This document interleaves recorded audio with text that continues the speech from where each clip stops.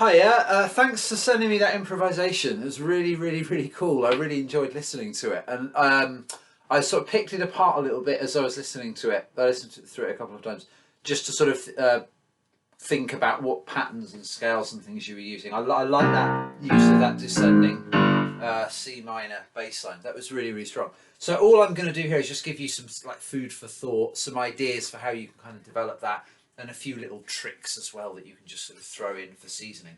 But before I do that, I mentioned this to your mum and your brother yesterday. I have a slight problem in that I've damaged this thumb. I trapped it in a door yesterday and it's really badly bruised.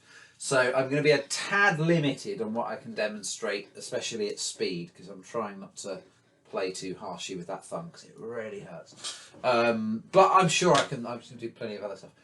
So thinking about what you've got going on the left hand, you've got that walking bass pattern in C minor mixed up with that sort of typical kind of blues chop, that kind of thing, which works really well. I wouldn't change that at all.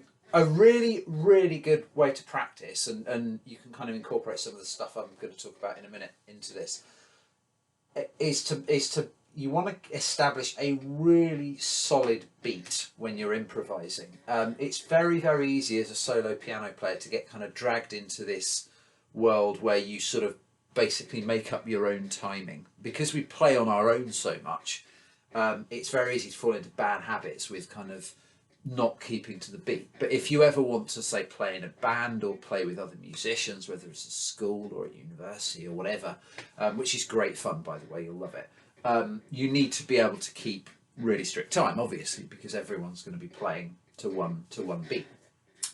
So I would do some of your practice to the metronome at various different speeds. So, I'd start really slow, because the slower you go, the more free you are to do fancy stuff with your right hand. For example,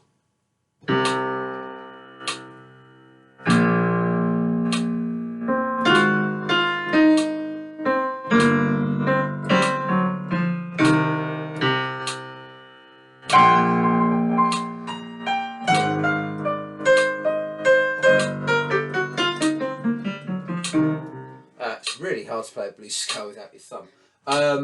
And then faster, and I would do it faster as well, but you have to kind of accept that when you're going faster, at least to start with, you can't do as much fancy stuff with the right hand. Keeping that beat is more important.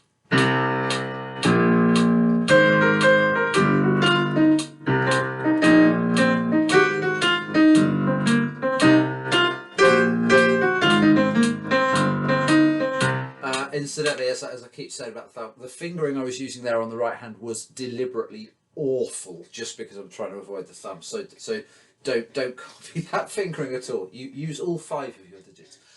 So yeah, practice different metronome speeds, just going to get that discipline of sort of staying a bit. And another reason it's a really good thing to do is you want to kind of train yourself to not replace a beat that you've missed. And you might have noticed I did it then. So for example, if I've got, I missed the beat on the G there, but the way to make up for it is to just add whatever's left of it rather than adding a whole new beat of it. So for example, this would be fine.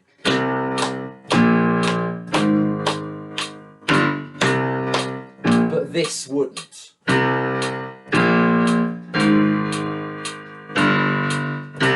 Because I added an extra half a beat there. So in terms of the flow of the music, and if I were playing that with other musicians, that would really kind of disrupt it. So yeah, do some metronome improvising. It will really, you've already got a good sense of rhythm, but it will just tighten it up even more.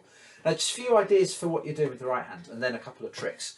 The way it was very blues heavy. There's nothing wrong with that at all. The blues scale is awesome, but just some other ideas that you can play around with. 2 other sort of patterns that tend to sound really good. There are tons of others. This is just a few ideas over either the or the one is the blues scale. The other is that flat third pentatonic. So remember that this would work better over that than that, and I'll explain why in a second. But the flat third pentatonic, your basic pentatonic scale, your first, second, third, fifth and sixth note of the major scale. So C, D, E, G and A. But it's called flattened third because of course you add in the flattened third, the minor third. So you'd have an E flat as well. That gives you a slightly more upbeat sound.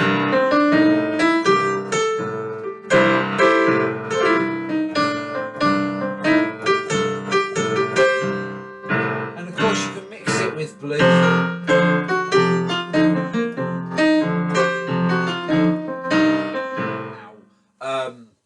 So that's a good one. You know, you're free to sort of flip between the two. I would do all the time.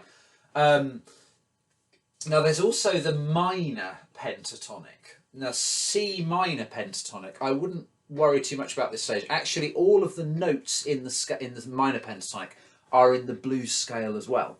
So a C minor pentatonic is basically the blues scale without the F sharp.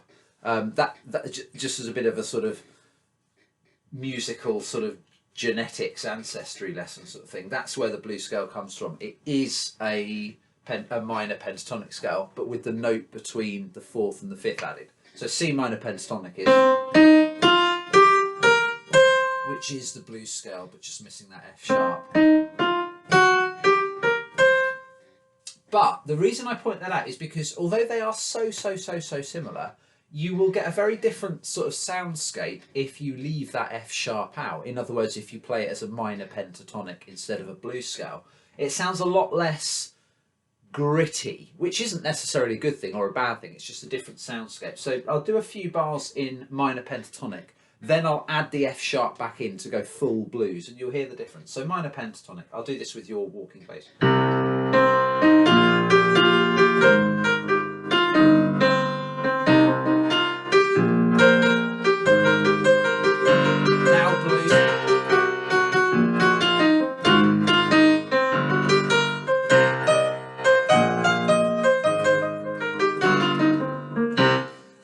There's a subtle difference, but that F sharp, the reason it works so well is because it forms a really dissonant, a really clashing interval with C, with the home note, the tonic, which is what gives that blues scale its extra kind of snarl. So yeah, you've got your blues scale, you've got your minor pentatonic scale, which is the blues scale, but just missing, in this case, the F sharp to make it a bit more mellow. You've got your flat third pentatonic, the happy one. Just for a bit, you know, if you want bits of it that sound kind of brighter and more sort of cheerful. And then the last one is to just kind of use the tones on seventh chords. So what I mean by that, let's say you're in C, the notes of a C7 chord, C, E, G, B flat. Then if you go to the F, be an F7, G, G7. And just a reminder, the easiest way to build these 7 chords, the classical name for them, so I suppose, is dominant chords, dominant 7th chords. You just play the major chord, so C, and you add on a B flat. The way to work out which note to add on is it's the same note that's 2 semitones below the root. So if you go 2 semitones down from a C, you get to a B flat. Add that on. So if you do the same for F, play an F major chord, what's 2 semitones down from F? It's E flat. Same for G, what's 2 semitones down from G? It's F. And it gives you those chords. So again, you can kind of mix all the elements. So let's try that. I'm going to start with blues. Now minor pentatonic. Now I won't do the major pentatonic over this because it's major over a minor bass line, which will clash a little bit. So now I'm going to go to this, and I'm going to do the major pentatonic. Now a bit of blues. Now I'm going to go to those 7th chords. I'm going to go to a 7th chord on the F. Back to blues.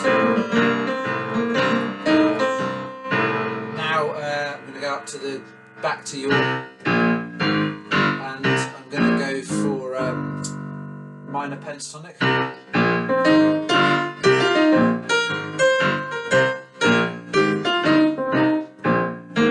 Blues.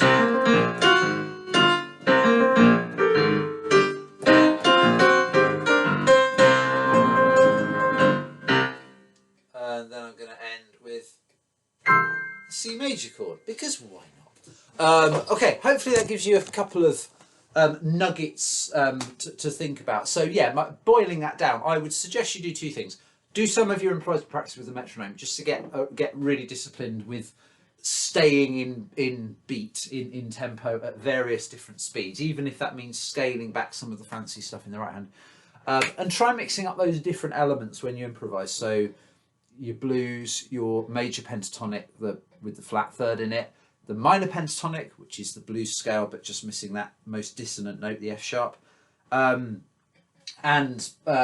doing some stuff with the right hand with those seventh chords, sort of thing. But yeah, we'll build on that a little bit more next time. In the meantime, have a lovely, lovely weekend, and I will see you very soon. Take care. Bye.